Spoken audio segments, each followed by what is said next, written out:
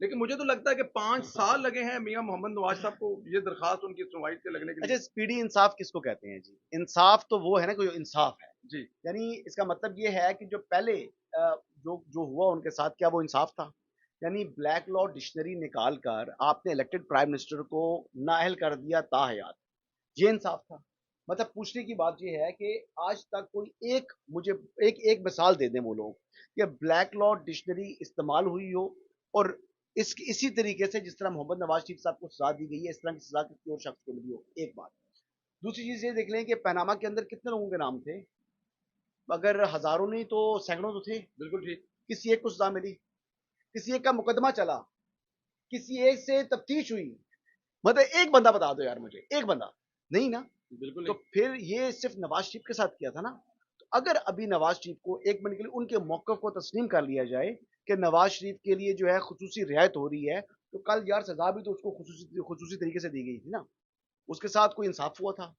जो जज क्या नाम है, अरशद मलिक साहब का ऑर्डर और ऑर्डर के बाद उनका अपना मौक़िफ़, वो कितनी जो है वो चीज़ वाज़ेह करता है कि ये इंसाफ का कत्ल था।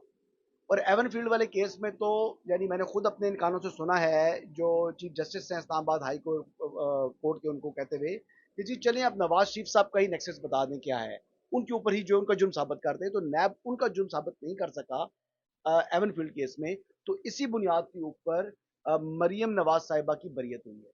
बिल्कुल। तो यानी उस केस में जब नवाज शरीफ साहब का ही रोल डिटरमिन नहीं कर सका नैब, तो ये तो बड़ा ऑब्वियस है ना कि एवन फील्ड में तो उनकी बरियत दीवार पर लिखी हुई है।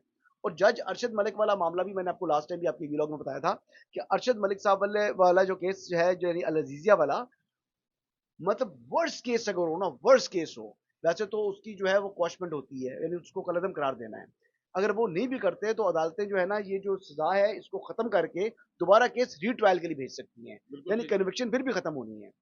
तो नवाज शरीफ साहब is all set to contest next elections.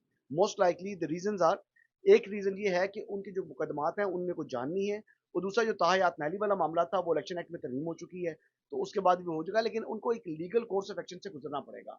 उनको अपनी अपील्स जो है यानी इस्लामाबाद हाईकोर्ट के सामने खुद को सरेंडर करना होगा। अपनी अपील्स को जो है वो उनकी हेयरिंग दोबारा स्टार्ट करानी होगी। हर पेशी के ऊपर उनको पेश होना होगा, हर पेशी के ऊपर उनको पेश होना होगा, और उसके बाद फिर उम्मीद यही है कि ये बज़ाहिर ये दोनों मुकदमात खत्म हो जाएंगे। असल भाई आपने हमें अपने पिछले वीलॉग में ये भी बताया था कि मियां मोहम्मद नवाज से पिछले 4 साल से लाहौर हाई कोर्ट में बाकायदा तौर पर जो अपनी मेडिकल रिपोर्ट है वो जमा करवाते रहे। अभी आप ये बता रहे हैं कि वो जितनी